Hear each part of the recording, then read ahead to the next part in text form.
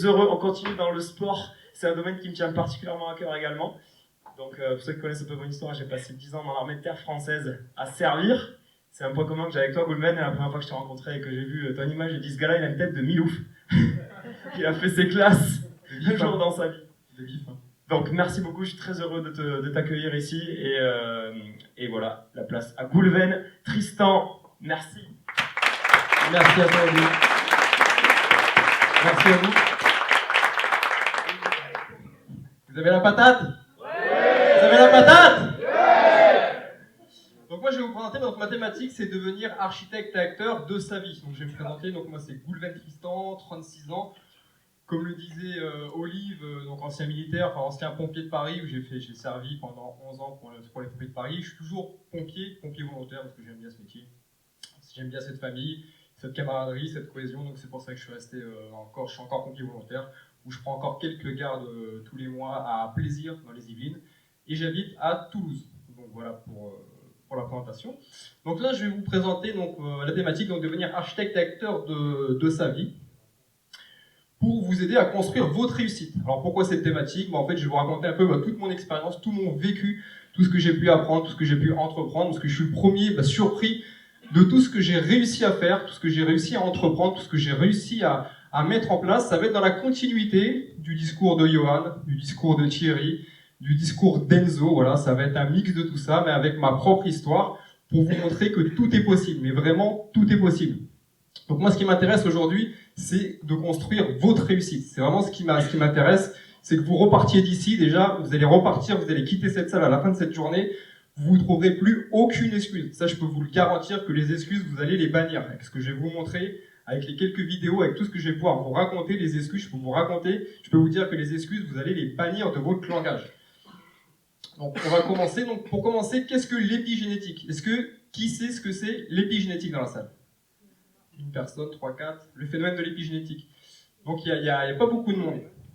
Donc, pour vous expliquer qu'est-ce que le phénomène de l'épigénétique, j'ai pris cette image. Cette image, c'est quoi? C'est des œufs de tortue. Alors pourquoi des œufs de tortue? Parce que la tortue, quand elle pond des œufs, elle les enterre dans le sable, elle les recouvre de sable, et selon la chaleur, ça va être un mâle ou ça va être une femelle. C'est la chaleur qui va décider du sexe de la tortue. Chez l'être humain, ça fonctionne exactement de la même façon. C'est les gens que vous allez fréquenter, c'est vos connaissances, donc les gens que vous allez fréquenter, qui vont décider un peu entre guillemets de la personne que vous allez devenir, de la personne que vous allez devenir. C'est-à-dire que je prends un exemple, je prends Olive. Olive, je le mets pendant 1 an avec 5 personnes qui tous les jours jouent aux jeux vidéo, boivent de la bière. Et Olive, il va devenir comme eux. Ça va être un geek qui va faire que jouer aux jeux vidéo, boire des bières, ceci, cela. Je prends ce même Olivier qui connaît rien en entrepreneuriat, rien en immobilier, rien dans tous ces domaines, et je le mets pendant 1 an à fréquenter 5 millionnaires qui pendant toutes les journées par entrepreneuriat, immobilier, bourse, crypto-monnaie, tout ce que vous voulez, e-commerce et compagnie, même s'il n'y connaît rien, Olivier, à un moment donné, son cerveau, il va se câbler comme eux. Voilà, c'est naturel. Donc le phénomène de l'épigénétique, tout simplement, c'est avant de commencer un projet, avant d'entreprendre, déjà fréquenter les bonnes personnes. Allez fréquenter comme vous le faites aujourd'hui. Vous venez à un séminaire, vous venez vous former auprès de personnes qui ont réussi, qui sont déjà passées à l'action dans la thématique que vous voulez, sur laquelle vous voulez travailler, ça va être ça, le phénomène de l'épigénétique. Avant de commencer un business, entourez-vous de personnes qui ont déjà réussi, qui ont déjà atteint les objectifs que vous voulez vous fixer. Et ce sera la meilleure façon de les réussir. Arrêtez d'aller écouter les amis, arrêtez de couper toute source de pollution négative avec les médias, les journaux, les magazines. Tout ça, ça sert à rien. Voilà. Allez voir des gens comme vous le faites aujourd'hui, qui vont vous raconter leur histoire, qui ont déjà vécu ce que vous allez vivre. Et c'est la meilleure des manières de réussir votre projet. Autorisez-vous à vivre votre vie. Comme moi, je me suis autorisé à vivre la mienne. Ça va commencer vos projets par une introduction. Qu'est-ce que je veux dire, commencer vos projets par une introduction? Déjà, je vois beaucoup dans l'entrepreneuriat, dans l'immobilier, des gens qui viennent me voir. Tu sais, Goulven, moi, je peux pas investir. C'est pas possible. Je suis en intérim. Je suis en CDD. Je suis au SMIC. Je peux pas investir. Je fais, mais est-ce que déjà, tu as fait la première démarche d'aller voir ton banquier pour savoir quelle enveloppe tu pourrais disposer, savoir si ton projet il est viable ou non, si c'est possible ou non d'investir. Et la plupart des gens, non. Ils n'ont même pas été démarcher le banquier qui vient de me voir en me disant « je peux pas investir ».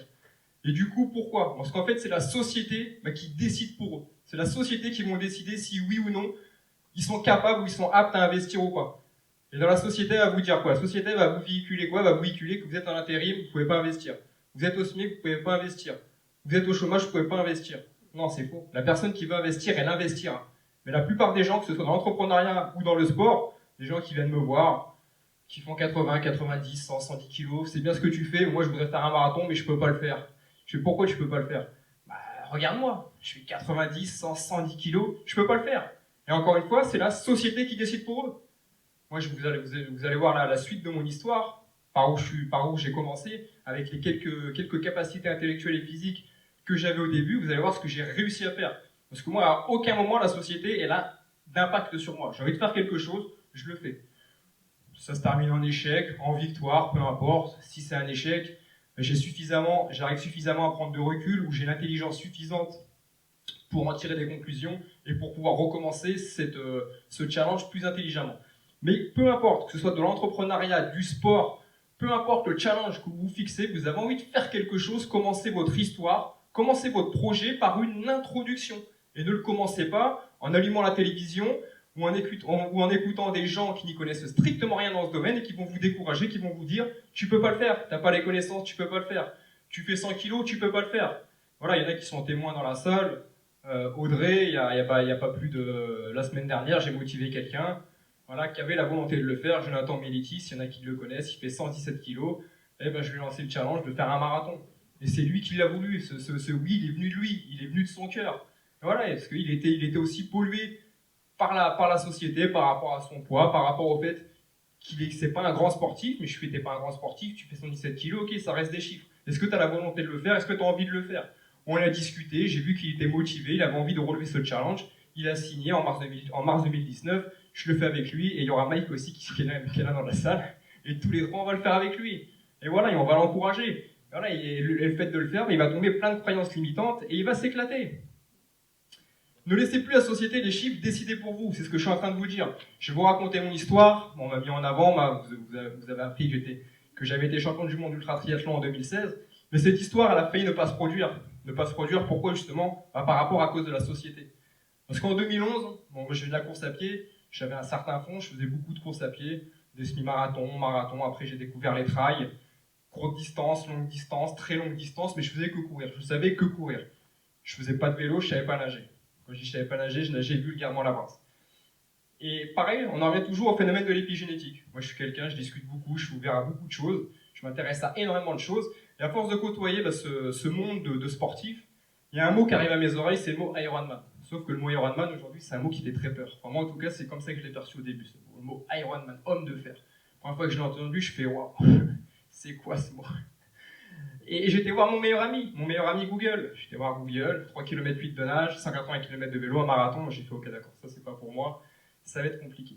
Puis ce mot, il revient une deuxième fois, une troisième fois, une quatrième fois. Et j'aime bien les challenges, j'aime bien me challenger, j'aime bien les défis. Je me suis dit, bon allez, je vais le faire. Et la petite histoire, je crois qu'on est en 2009 ou 2010. Je suis de garde à la caserne, à plaisir. Je suis en tenue, j'ai mon guide d'intervention. Et là, je suis devant l'écran. Et je veux m'y inscrire.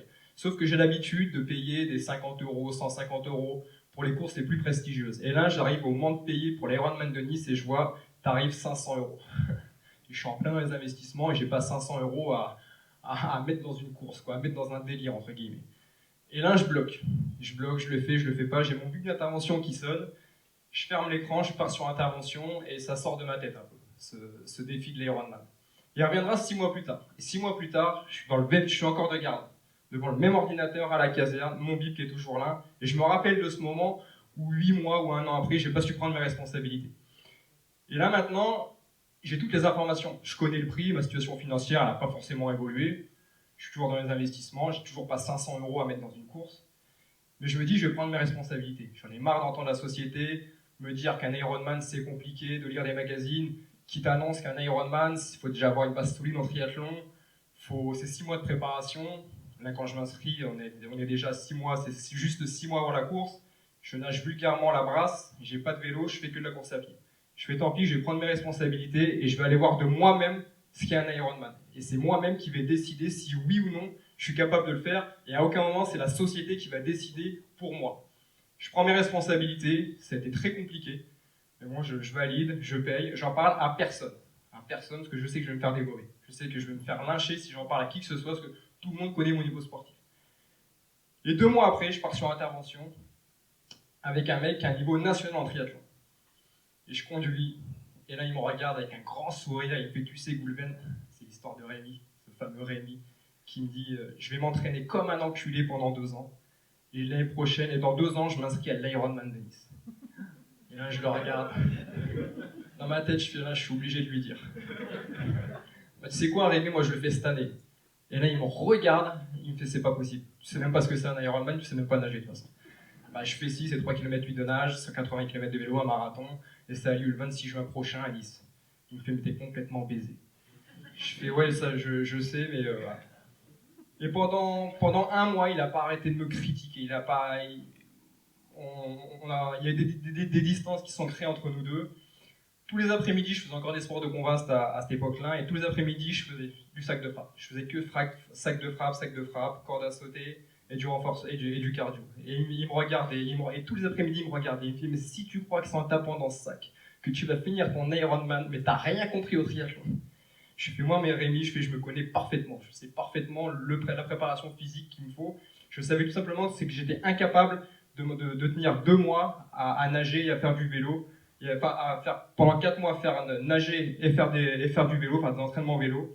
Et je savais que je pouvais le faire 2 mois, et ce que je voulais, c'était le faire les 2 derniers mois pour arriver dans la continuité de la compétition.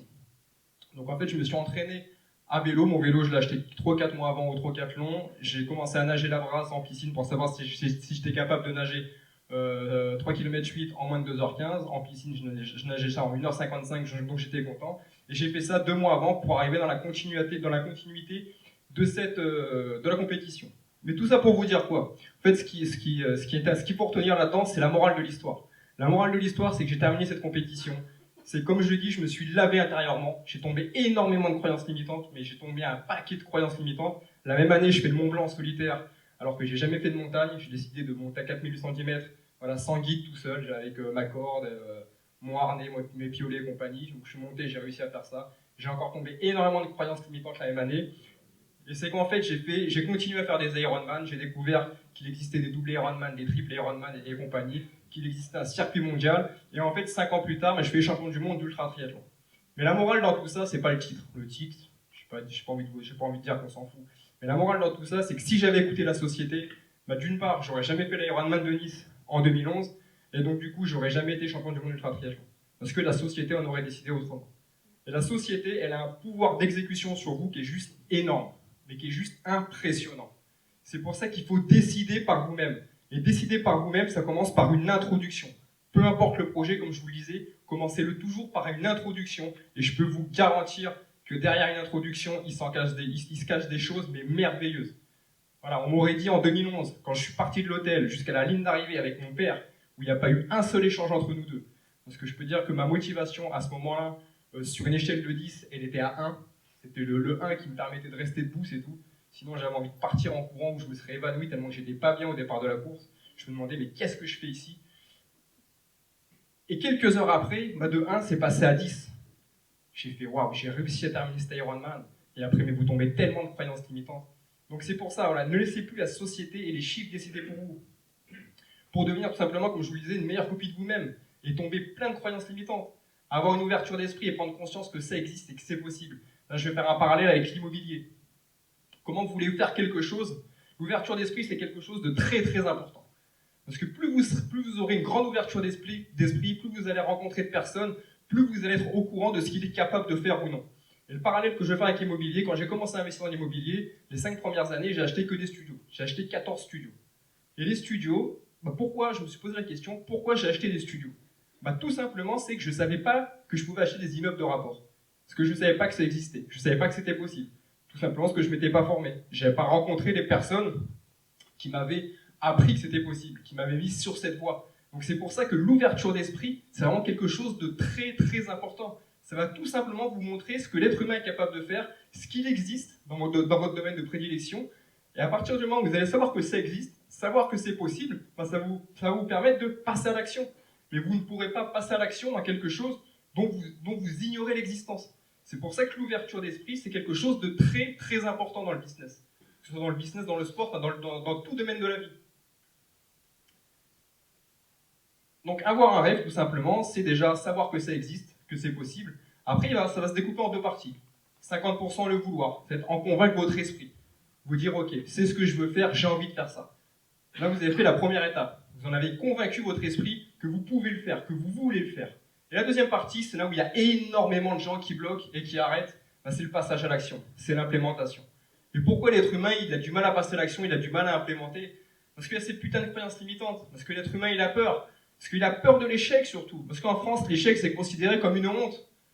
Il se dit que s'il va avoir un échec, peut-être qu'il va pas être capable de s'en relever. Ou peut-être qu'il n'est pas prêt aussi à assumer tous les gens qui vont se moquer tous les gens qui vont se moquer de lui ou d'elle. Et ces gens qui vont venir vers vous, qui vont vous dire, tu vois, on te l'avait dit que c'était pas possible. Ben, c'est pas grave s'il y a un échec. Plus il y aura d'échecs, plus vous aurez de réussite. Donc 50% le passage à l'action. Et ça, c'est votre volonté, il n'y a rien à faire. C'est votre volonté qui va vous faire passer à l'action. Il faut passer à l'action.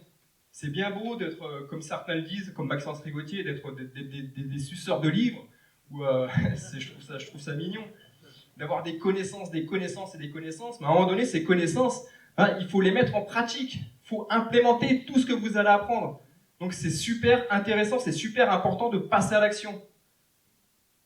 Donc pour récapituler, avoir l'ouverture d'esprit nécessaire, voilà, pour savoir que c'est possible, que ça existe. Le vouloir au fond de vous-même, ça doit vous prendre dans les tripes, ça doit vous prendre dans le ventre, de vous dire voilà, je veux ça maintenant. Et une fois que vous voulez, une fois que vous avez décidé que vous voulez ça, eh bien, il faut passer à l'action. Et c'est ce qui va vous permettre de réussir. La visualisation, je fais énormément de visualisation dans le quotidien. L'exemple de Jim Carrey. Jim Carrey, voilà, il y en a beaucoup parmi vous qui doivent connaître l'histoire de Jim Carrey. Il s'était signé un chèque de 10 millions de dollars, il l'avait mis en face de son bureau, et tous les jours il le visualisait, tous les jours il le voyait. Et tout simplement, ça lui a permis tout simplement de réussir cet objectif. Alors la visualisation, je vais vous l'expliquer un peu, parce que c'est pas le tout de se faire un chèque de 10 millions d'euros demain, de le regarder, de se dire c'est bon, je vais avoir 10 millions d'euros. Dans la visualisation, ça se passe pas comme ça. La visualisation, encore une fois, il faut en convaincre son esprit. Une fois que vous en aurez convaincu votre esprit, il va agir différemment. Aujourd'hui, il va agir différemment. Aujourd'hui, si vous n'avez pas pris la décision au fond de vous-même de vouloir entreprendre, que ce soit dans l'immobilier ou dans l'e-commerce, si votre esprit n'est pas au courant, il ne va pas détecter qu'il y a telle ou telle personne qui discute du sujet ou qui discute de ce que vous voulez devenir.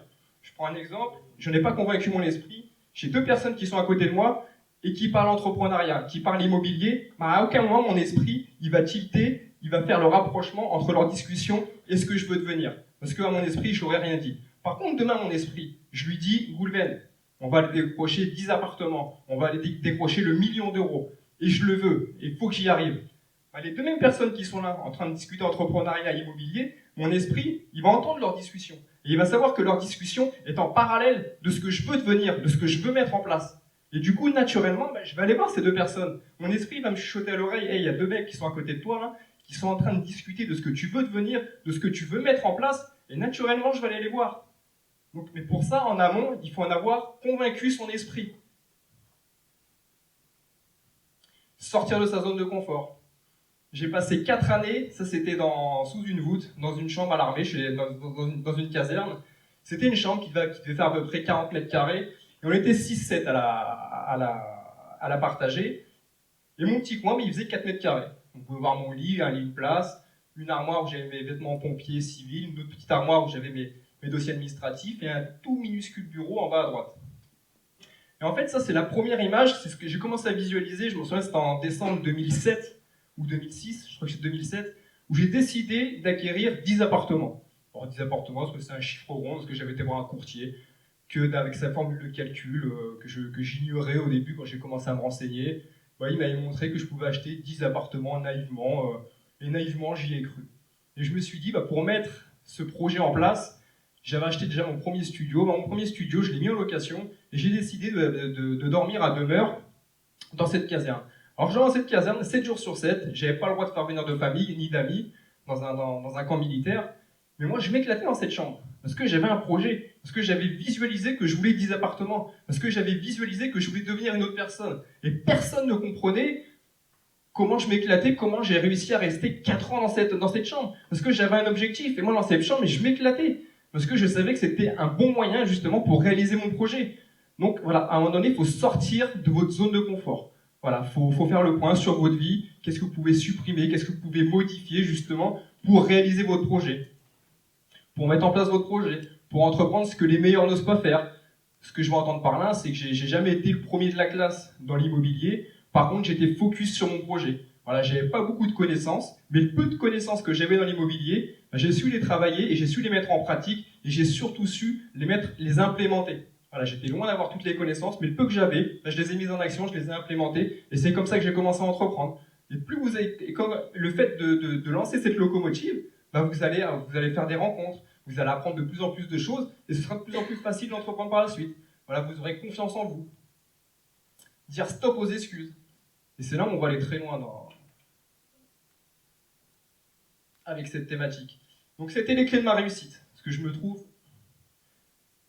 trouve aucune excuse.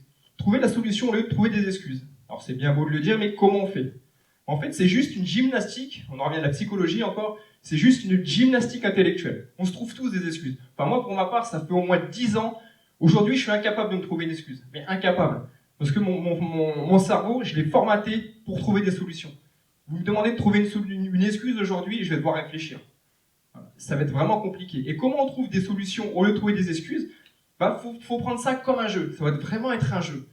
Faut vous écouter parler. Vous écoutez parler, et à un moment donné, vous trouvez une excuse, vous mettez sur pause. Et là, vous vous dites, attends, là, je suis en train de faire de la merde. Je suis en train de trouver une excuse au lieu de trouver une solution. Vous mettez sur pause et vous vous amusez à un jeu. Vous dites, qu'est-ce que je pourrais trouver comme solution au lieu de cette excuse? Parce que la question qu'il faut vous poser, c'est à combien de moments dans la vie les excuses vous ont permis de réaliser un projet? Combien de fois? 0. Pourquoi continuer à se trouver des excuses? Moi, des excuses, j'aurais pu les ramasser par terre. Avec mon salaire de pompier. Avec mon salaire de pompier, quand j'ai voulu acheter 10 appartements, des excuses, j'aurais pu les ramasser par terre. Voilà, moi je gagnais 1750 € par mois, j'avais strictement aucune connaissance en immobilier, donc déjà j'avais les deux principales excuses pour ne pas passer à l'action. Pareil dans le triathlon, je savais pas nager, je nageais que vulgairement la brasse, j'avais pas de vélo, des excuses j'aurais pu en ramasser, pour me dire je serais pas champion du monde ultra triathlon. Mais je sais pas trouver des excuses. Parce que mon cerveau, je l'ai switché pour trouver uniquement des solutions. Mais il faut le prendre comme un jeu, ça va pas venir du jour au lendemain. Ça dépend à quel stade vous en êtes. Ça vous prendra peut-être plusieurs jours, une semaine, peut-être plusieurs années. Mais ça doit être, faut agir, faut que ce soit un jeu. Faut vraiment vous amuser. Voilà, revoir votre attitude. Votre attitude va dépendre de l'altitude où vous allez aller. Ouais. Et là, tout ce que je viens de vous dire, justement, on va en parler avec une vidéo. La plus belle des vidéos, l'une des plus belles expériences sportives que j'ai vécues. Du vélo, la caisse du fauteuil, j'ai pas de combinaison. Donc je pars quand même en natation, je vais avoir peu fort, mais c'est pas grave. Le vélo et le fauteuil arrivent normalement, arrive normalement à 10h, donc on compte 11h. Je me suis fait... Alors je récapitule un peu là on se trouve au Mexique. C'est Dominique Benassi, on est un DK Ironman. DK Ironman, donc là on a une compétition au Mexique, on va faire un Ironman tous les jours pendant 10 jours. Il faut savoir que Dominique Benassi, à cette compétition, les excuses, il aurait pu en ramasser, mais il aurait pu en ramasser un sac entier. Déjà, il faut savoir que Dominique Benassi, il est unijambiste. Donc, unijambiste, le club qui lui manque une jambe, mais ça n'empêche pas de s'inscrire à un DK Ironman. En plus, qu'il lui manque une jambe, là, on est à une demi-heure du départ, il a reçu aucune de ses affaires. Il n'a pas son vélo, il n'a pas son fauteuil roulant, il n'a pas sa combi, il n'a rien. Il est à poil, il a strictement rien du tout. Donc, on lui prête un maillot de bain, un t-shirt. Là, on se trouve à Léon, c'est à presque 2000 mètres d'altitude au Mexique. L'eau, elle est à 15-16 degrés. On est tous en combinaison. Je peux vous dire qu'en combinaison, moi, j'avais même des surchaussures, enfin des gros chaussons pour y aller tellement que l'eau était froide. Et moi, ce que je vais vous faire, ce qu'il faut que vous compreniez, c'est son état d'esprit. C'est ce qu'il va dire. Là, il est 7h30, on a une demi-heure du départ. Alors, j'ai toujours pas ma caisse du vélo, la caisse du fauteuil, j'ai pas de combinaison. Donc je pars quand même en natation, je vais certainement avoir un peu froid, mais c'est pas grave. Je vais certainement avoir un peu froid, mais c'est pas grave. Déjà, il relativise tout. Le vélo et le fauteuil arrivent normalement, arrivent normalement à 10h, donc il faut compter 11h. Je me suis fait prêter un vélo par l'organisation, c'est un cyclocross, je vais pas crever au moins. Un pinard vélo, c'est bon. J'ai juste les réglages à faire. On lui prête un vélo, il est content. Il va avoir une bicyclette comme tout le monde. Il est content, c'est de la marque, c'est un Pinarello. Il va juste avoir, comme il le dit, j'aurai juste quelques réglages à faire, sauf qu'il lui manque une jambe, il n'y a strictement rien qui est adapté pour lui. Mais encore une fois, c'est quelqu'un qui est incapable de se trouver des excuses. Lui, pour lui, il a un vélo comme tout le monde, voilà, donc ça lui suffit. Après, il va improviser, il va voir comment il se débrouille, mais il a son vélo. C'est le plus important. Et le temps que je fasse les 180 bornes de vélo, je pense que la caisse arrivera et je pourrai préparer mes affaires et aborder ces DK Ironman avec un peu plus de sérénité. Mais tout cela n'est rien en comparaison des joies que nous procure l'amour.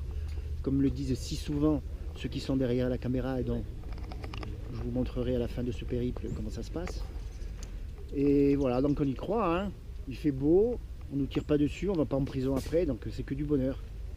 Oui, l'état d'esprit.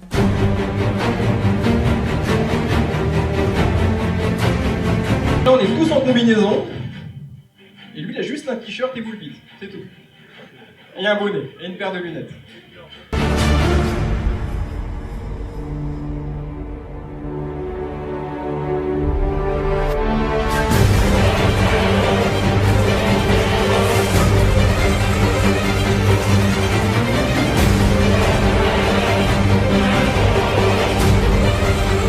Qu'est-ce qu'il se dit? Il se dit, de toute façon, je vais sûrement partir au carton, ça va sûrement mal se passer. Mais encore une fois, il veut commencer ce challenge par une introduction.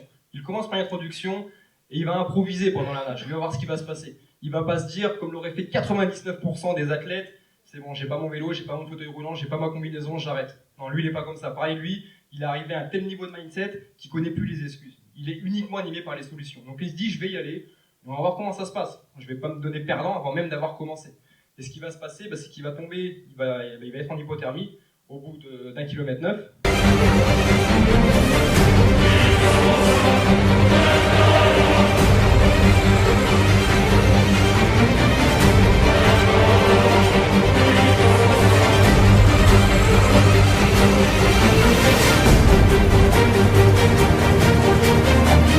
Donc là, il sort, il est en hypothermie. C'est pas grave. Ça lui a permis de réfléchir, de trouver des solutions. Il se dit, ça sert à rien de continuer. Si je continue, je vais au carton, je vais faire un malaise, ça va pas être possible. Il se dit quoi? Il se dit, je sors à 1 km 9, je vais attendre que le premier sorte. Et quand le premier sera sorti, je vais être intelligent, je vais prendre sa combinaison et je vais pouvoir reprendre la compétition. Entre temps, ça sert à rien qu'il insulte la terre entière parce qu'il lui manque ceci ou cela. Il se réchauffe, il fait une sieste d'1 heure, il attend que le premier sorte. C'est quelqu'un qui est très intelligent parce que c'est quelqu'un qui trouve uniquement que des solutions. Donc là, il se réchauffe, il attend que le premier arrive et il va reprendre la compétition avec une combinaison cette fois-ci. Donc il aura trouvé des solutions pour la première épreuve qui est la natation. Après, il reste encore le vélo et la course à pied. Là, on lui prête sa combinaison. Dominique Benassi, si vous voulez en retrouver, il a pas mal de vidéos sur YouTube.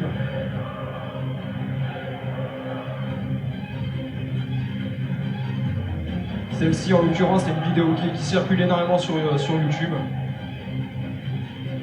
Donc voilà, il a trouvé aucune excuse. Donc déjà, le fait d'avoir trouvé aucune excuse, déjà il a terminé 3 km 8 alors qu'il n'avait même pas de combinaison. Et comme il est animé par les solutions, il a déjà terminé ça. Après, on lui prête un vélo. Pareil, le vélo, si vous arrivez à le voir, il n'a même pas les mêmes chaussures. Au début, il essaye avec une jambe métallique, mais il voit que ça marche pas, donc il enlève sa prothèse. Donc du coup, il n'a qu'une jambe pour pédaler, il a rien pour, il a rien pour lui. Donc là, il a enlevé sa prothèse. Le vélo est absolument pas adapté à son handicap. Je crois qu'il va faire à peu près 20 ou 30 km comme ça. Le temps que sa caisse, le temps que son vélo arrive. Pareil, il n'a aucune logistique. Il a juste l'une de ses filles pour l'aider. Donc là, ses caisses sont arrivées, donc il doit sortir de la course pour monter son vélo lui-même. Et ensuite, pour monter son fauteuil lui-même, il a personne pour l'aider. Encore une fois, il s'en fout. Il n'est pas là pour savoir si on va l'aider ou pas. Il est là pour terminer la course. Lui, il est focus à 100% sur la ligne d'arrivée. Il n'y a que ça qui l'anime. Tout ce qui va se passer entre un point A et un point B, il s'en fout. Et l'entrepreneuriat, c'est comme ça. L'entrepreneuriat, vous allez avoir plein de problèmes dans l'entrepreneuriat. Mais il faut rester focus sur votre objectif, sur la réussite, sur la personne que vous voulez devenir, sur l'objectif que vous vous êtes fixé. Donc là, il a son vélo, il a sa prothèse. entre guillemets, il a presque tout ce qu'il faut, on va dire. Et il est serein, et voilà, mais tout, le fait d'avoir trouvé que des solutions, bah, ça lui a permis d'arriver jusqu'à l'épreuve des 180 km de vélo. Ensuite, il va pouvoir enchaîner avec le marathon, avec son fauteuil roulant. Et c'est la magie des solutions. Et encore une fois, c'est juste un état d'esprit, c'est juste une attitude à avoir. Ça ne demande pas de compétences intellectuelles ou de compétences physiques, c'est juste une réflexion, c'est juste un état d'esprit, encore une fois. Et cet état d'esprit, tout le monde est capable de l'avoir.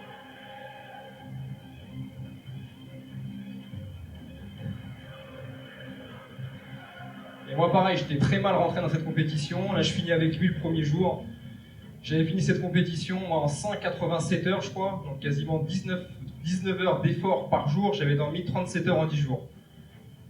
Et on avait terminé ensemble. Et là, c'est la première journée. Il y a juste le titre qui est mignon après. Donc c'est une compétition qui dure 10 jours. 10 jours, il 10 reste jours, que 9 Ironman. Donc la suite, parce que je vois que le temps défile, on a parlé des excuses maintenant. Ah, faut le rebrancher. Donc on a parlé des excuses, maintenant on va parler du deuxième critère, c'est l'abandon. Et l'abandon aussi, moi je vais vous expliquer certains trucs, et je vais aussi vous montrer certaines vidéos qui vont, je vais pas dire encore plus loin que ça, mais pas loin. Donc se refuser à l'abandon, toujours pareil, ne pas faire découvrir cette solution à votre esprit. Pourquoi ne pas le faire découvrir à votre esprit? Parce qu'il faut comprendre comment fonctionne votre esprit, comment fonctionne tout ça. Si vous lui faites comprendre... Ah c'est après, votre état d'esprit, il ne faut pas lui faire comprendre, il ne faut pas l'animer justement par l'abandon. Parce que l'abandon, quand on va abandonner, c'est quand on se sent mal. Voilà, au Mexique, je me sentais très très mal, j'avais envie d'abandonner. On se sent très mal, donc on a envie indirectement de retourner dans cette zone de confort. Parce que là, on est inconfortable, on n'est pas bien. Mais si vous le faites ne serait-ce qu'une fois, votre esprit, il va s'en rappeler. Et la prochaine échéance que vous allez avoir, la prochaine expérience que vous allez avoir, où vous allez être dans la même situation, où vous allez avoir envie d'abandonner, parce que ce sera trop compliqué, ben, qu'est-ce qui va se passer intellectuellement parlant?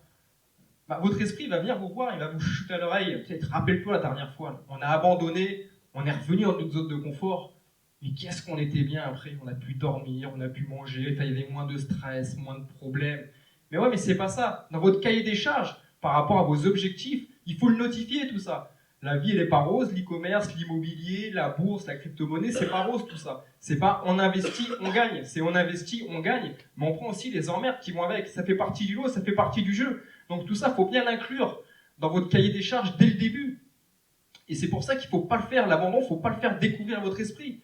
Voilà, vous pouvez très bien arrêter ou mettre en pause un projet, ou réorienter vos voiles différemment pour faire des choses plus intelligentes, pour faire les choses de façon plus intelligente. Mais si vous avez envie de quelque chose, allez le chercher, allez au bout. Il n'y a rien qui doit vous arrêter. Il n'y a rien, il n'y a strictement rien du tout. Vous avez décidé d'aller au bout, d'aller chercher quelque chose, de construire quelque chose, de devenir une autre personne, mais il n'y a rien qui doit vous arrêter. Les excuses, l'abandon, non, c'est à bannir tout ça. Il n'y a strictement rien. Tout ça, c'est réorienter vos voiles s'il le faut, mais n'abandonnez pas. Et là, juste un exemple. Juste avant de le lancer, ouais, donc là, c'est un exemple de Diane Agnad. Est-ce qu'il y en a qui connaissent Diane Agnad ici? Généralement, il n'y a personne qui la connaît. Il y a toujours personne qui la connaît. Si toi, Mike, tu fais tous mes séminaires. Diane Agnad, c'est malheureux que personne, c'est pas un reproche que je vous fais, mais c'est plus un reproche encore aux médias que je fais, que personne ne connaisse Diane Agnad. Diane Agnad, en fait, elle a rallié la Floride à Cuba en natation, d'une traite. 177 km. Quand je dis d'une traite, c'est sans pause. Pour manger, c'était à la canne à pêche. Elle n'avait pas le droit de toucher le bateau, elle avait le droit de toucher rien du tout. Makench, rien du tout. Elle a fait ça en 55 ou 56 heures non-stop. Et ce que je veux vous dire par là, c'est un rêve qu'elle a eu. Et c'est un rêve qu'elle a commencé à 19 ou 20 ans. Elle l'a fait une première fois. Elle n'a pas réussi. Il faut savoir que de Floride à Cuba, il y a des requins. Et elle a décidé de faire ça sans cage anti-requin. Donc elle avait 3-4 bateaux qui la suivaient avec des ondes pour faire fuir les requins, ceci, cela. Donc elle a commencé à 19-20 ans, ça a été un échec. Elle a refait une deuxième fois, ça a été un échec. Elle a refait une troisième fois, ça a été un échec. Elle a refait une quatrième fois, ça a été un échec. À chaque fois, elle a amené à peu près une centaine de personnes avec elle. Déjà, annoncer un défi que je vais rallier Cuba, Floride à la nage, déjà c'est un truc de fou. Déjà, on va vous prendre pour un fou. Déjà, il faut assumer de pouvoir prendre ses responsabilités pour annoncer un tel challenge. Et surtout qu'elle est à son 4e ou 5e échec. Et elle continue de le faire. Et à un moment donné, elle l'a mis de côté ce rêve. Et son leitmotiv qui lui a dit « je vais le refaire, mais cette fois-ci je vais le réussir », c'est qu'elle a réussi ce rêve, elle avait 62 ans. 62 ans. Et son leitmotiv, ça a été de se dire bah, « je vais démontrer aux sexagénaires que la vie à 62 ans, bah, elle n'est pas finie. À 62 ans, on peut encore avoir des rêves et on peut encore les réaliser. » Et ça a été son leitmotiv. Et contre ça, il n'y avait strictement rien à faire. Elle était intouchable. C'est peut-être ce leitmotiv qui lui a manqué à 19 ans, à 25, à 30 ans, à 40 ans. Et à 62 ans, elle s'est dit bah, « je vais réussir. » Et il n'y a personne qui m'interdira cette réussite. Et là, c'est la fin des 177 km. Donc Diana Nath, c'est une américaine qui est devenue conférencière. Vous pouvez la retrouver sur Wikipédia. Enfin, vous demandez à Google, il va vous la trouver. Je crois qu'elle a fait ça en 50 ou 55 ou 56 heures. La première fois que j'ai entendu parler d'elle, j'ai pris un papier, une feuille, j'ai essayé de faire des calculs dans tous les sens et tous les résultats que j'ai eus, c'était impossible. J'ai jamais compris comment elle a réussi à faire ça. Donc là, elle arrive, donc on n'a pas le droit de la toucher. Pour que ce soit officialisé, elle doit avoir les 2 pieds hors de l'eau. Sinon, c'est pas officiel. C'est comme, voilà, quand elle s'est nourrie pendant 56 heures, bah, c'était à la canne à pêche. Elle n'avait pas le droit de toucher le bateau. Donc là, pour que ce soit officialisé, bah, faut qu'elle ait les 2 pieds hors de l'eau.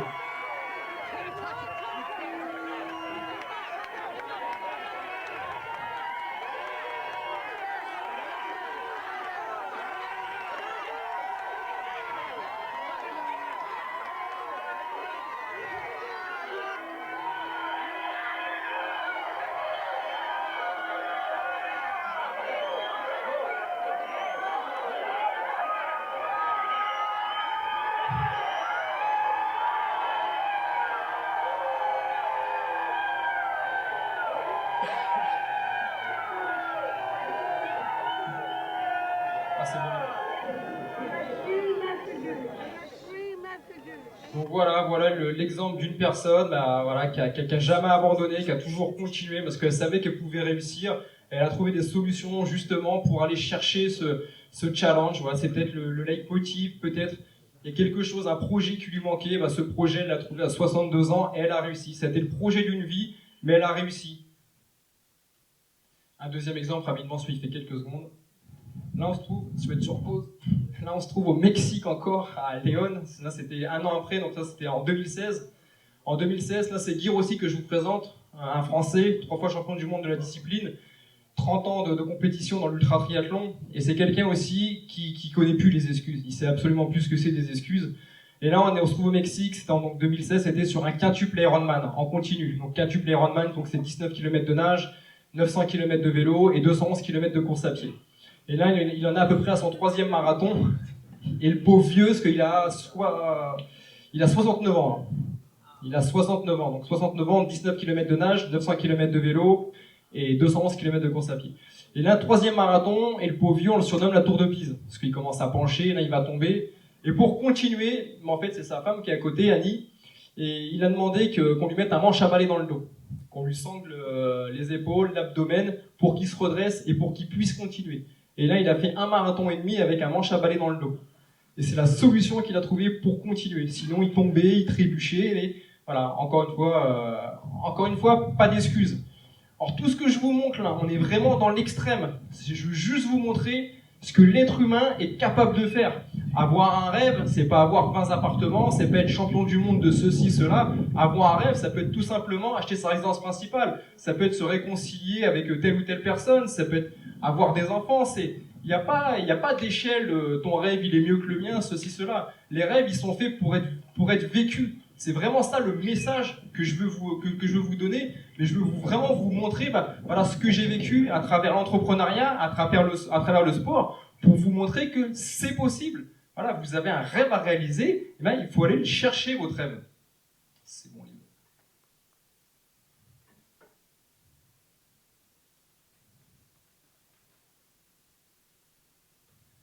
Un dernier, on se trouve encore, là c'est des photos rapidement, on se trouve encore au Mexique. Au Mexique, il se passe plein de choses. C'est encore en 2016, où là il y a eu un gros accident entre 2 athlètes, un Finlandais et un Argentin. Ils sont dans le dernier tour de vélo. Et au Mexique, c'est un peu borderline les courses. C'est ouvert à la circulation, il y a des enfants qui jouent de partout, il y a des animaux. Enfin, c'est vraiment très dangereux les compétitions au Mexique. Et là, il y a la seule descente du circuit, ils sont à bloc, les deux finlandais, argentins, et là, il y a un gamin qui passe devant. Et les deux, ils pilent, les deux, ils passent par-dessus le vélo.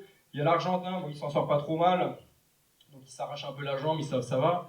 Et le Finlandais, il tombe face contre terre, la tête explosée, la mâchoire éclatée. Tu peux mettre les photos? Non, vous verrez pas tout. Là, c'est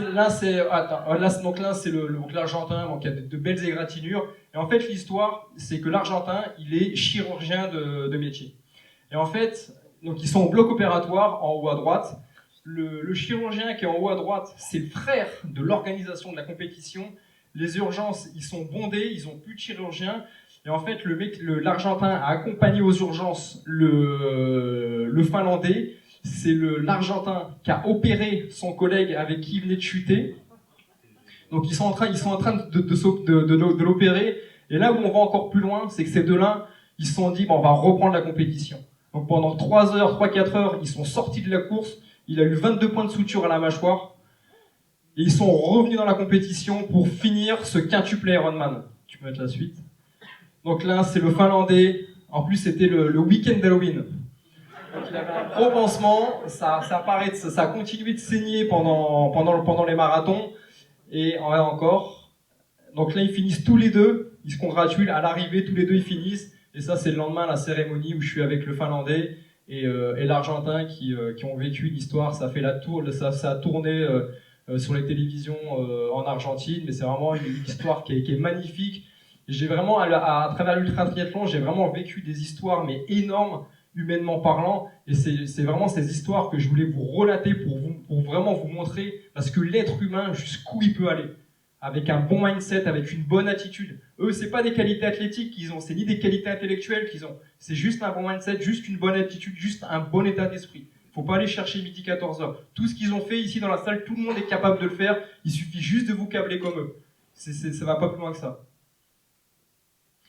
On va aller vite. Investir sur vous, ça on vous le dit depuis le début. Voilà, se documenter, se former auprès de ceux qui réussissent, mettre les moyens financiers, répétition plus temps égale résultat. Vous êtes une action, il faut vraiment investir sur vous. Aujourd'hui, l'être humain, il n'a aucune difficulté à faire un crédit ou à lâcher 10 000 euros dans une voiture. Pourquoi l'être humain, il met 10 000 euros dans une voiture? Pourquoi il met pas 10 000 euros sur soi? Parce qu'une voiture, tout simplement, c'est qu'on peut la toucher, on peut la voir, on peut frimer, on peut se déplacer avec, mais surtout, on peut la montrer, quoi. Et on peut s'en servir de suite. Que mettre 10 000 euros sur soi, ça va prendre du temps. On va pouvoir le montrer, mais peut-être dans 1 an, 2 ans, 3 ans, avant qu'on ait atteint une belle réussite. Mais ça va être long, donc c'est compliqué, mais ce qu'il faut vraiment que vous compreniez, c'est qu'on ait une réussite. Investissez sur vous. Plus vous allez investir sur vous, plus vous allez réussir. En finir avec la procrastination. Alors moi, tout le monde procrastine, moi le premier, mais il faut éviter de procrastiner. Il faut éviter de remettre au lendemain tout ce que vous avez, tout ce que vous voulez faire. Il y a les réseaux sociaux maintenant, il y a les réseaux sociaux pour annoncer justement vos projets. Et il va falloir à un moment donné prendre vos responsabilités. Il ne faut plus avoir peur de prendre vos responsabilités, peu importe. Qu'on vous jalouse, qu'on vous critique, ça va vous faire grandir tout ça. Donc assumez de prendre vos responsabilités pour progresser, fixez-vous des objectifs, engagez-vous dans votre changement et dans votre projet et faites le point chaque semaine, tous les mois, tous les trimestres par rapport à vos échéances, par rapport au projet, par rapport tout simplement à la personne que vous avez envie de réaliser. C'est très important tout ça. Voilà, ne procrastinez plus ou en tout cas prenez les responsabilités d'annoncer vos projets. Ne pas exprimer de regrets. Voilà, une étude a démontré que les personnes qui sont en phase terminale ont pour principal regret de ne pas avoir osé ce qu'elles auraient voulu faire. Regardez derrière vous pour voir le chemin parcouru et non pour voir les regrets. Quand je me retourne et que je regarde tout ce que j'ai fait, je suis super fier. Je me retourne, je vois tout ce que j'ai fait dans l'entrepreneuriat, tout ce que j'ai fait dans le sport, et je suis super content. Et je vous invite à le faire. D'arrêter de vous retourner pour voir les regrets, de vous dire « Putain, si j'avais su, pourquoi je l'ai pas fait? Pourquoi j'ai pas osé passer à l'action ?» Non, maintenant, il va falloir que vous vous retourniez pour vous dire « Non, ça, je l'ai fait, je suis fier de moi. » Même si c'est pas grand-chose. Mais au moins, vous l'avez fait, vous êtes passé à l'action. Voilà, agir maintenant. Partager, échanger, ce que vous faites aujourd'hui. Le principal facteur de réussite, partager, c'est recevoir en retour. Et partager sera l'élément qui vous permettra de grandir et de réaliser vos projets. Et moi, tout ce que j'ai réussi à faire, et surtout, je me répète encore une fois, on a presque fini, Olive, c'est le passage à l'action. C'est ça qui va faire la différence. C'est d'implémenter et de passer à l'action. Et moi, j'ai décidé de passer à l'action par rapport à tout ce que j'ai pu apprendre. Tout ce que j'ai pu m'enrichir des uns des autres. Ce que je veux vous dire aussi aujourd'hui, c'est que dans ma vie, je suis peut-être au chapitre 50. j'ai pas commencé par être champion du monde ultra triathlon. J'ai commencé par des 5 km, des 10 km, des semi-marathons, marathons, trail, ultra trail, Ironman, ultra triathlon. Dans l'immobilier, j'ai eu mes 14 premiers investissements, ça a été des studios. Après, j'ai acheté des immeubles de rapport. Mais j'ai pas commencé, j'ai commencé petit pour finir grand. C'est vraiment une course d'endurance, l'entrepreneuriat, le sport. Donc, passe à l'action. Donc, j'ai acquis 25 appartements, essentiellement des studios et 4 immeubles de rapport avec mon salaire de pompier. J'ai écrit 2 livres. Comment je me suis constitué un patrimoine de plusieurs millions d'euros avec un salaire de 1750 euros aux éditions Maxima. Petite parenthèse, j'en ai ramené 3 ou 4 avec moi. S'il y en a qui sont intéressés, n'hésitez pas. Un deuxième livre sur les citations.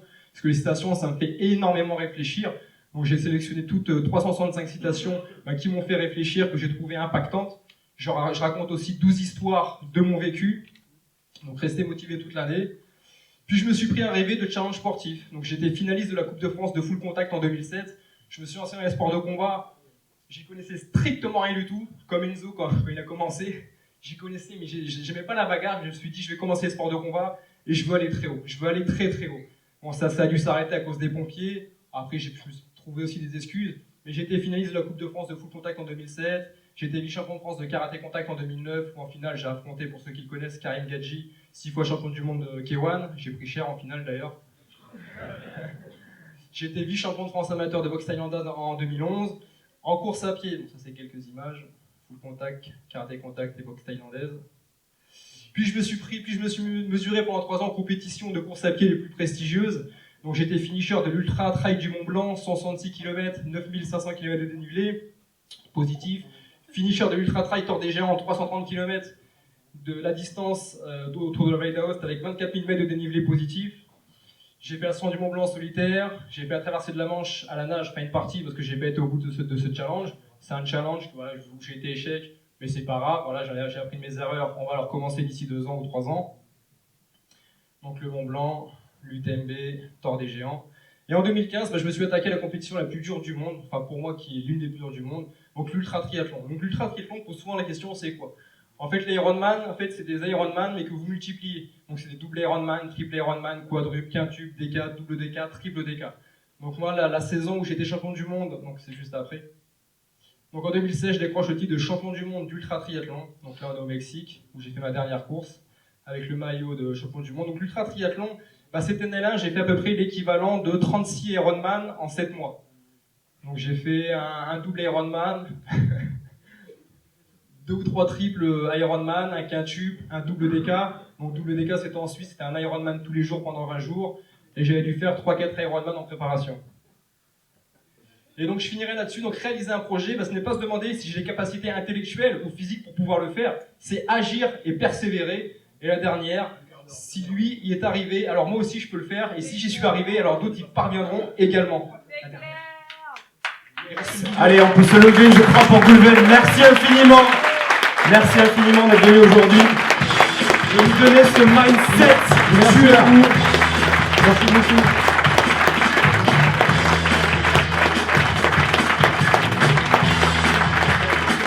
C'est possible. Business Challenge, l'homme Ironman. Voilà, pour ceux qui veulent le retrouver, j'ai un blog immobilier, www.businesschallenge.fr. J'ai un blog sport aussi qui est obsolète, www.sportchallenge.fr, qui est en train d'être refait. Il sera remis à jour cet été. Normalement, j'ai pris un peu de retard. Donc www.sportchallenge.fr ou www.businesschallenge.fr. Il y a une chaîne YouTube Goulven Tristan. Donc voilà, où je fais plein de vidéos sur l'immobilier, sur l'entrepreneuriat. Le sport, j'ai pas trop commencé encore. Mais j'en ferai sûrement beaucoup de vidéos l'année prochaine à venir. Sport, ça s'appelle Sport. www.sportchallenge. Challenge aussi, on avait compris le mindset du tueur. Challenge, voilà. Bon, merci beaucoup. En tout cas, merci à vous pour votre attention et surtout, passez à l'action et vivez votre vie, quoi. Vivez votre vie. Tonton Goulven, moi je vais pas te brosser dans le sens du poil, c'est assez extraordinaire tout ce que tu nous as présenté. Ça a été quoi la plus grosse difficulté? Dans tout. Pas dans le sport, pas dans l'immo, dans tout. Si aujourd'hui tu avais un truc sur lequel vraiment tu t'étais pété les dents, ça avait été dur, ça a été quoi et comment t'as fait? La première chose qui a été très dure, c'est, je reviens à ma prise de responsabilité. Déjà de m'engager en 2011 à l'Ironman de Nice, alors que tu sais pas nager ou que tu nages vulgairement à la brasse, tu sais que t'as jamais fait 180 km de vélo. J'avais fait 4 entraînements où j'avais roulé 90 km.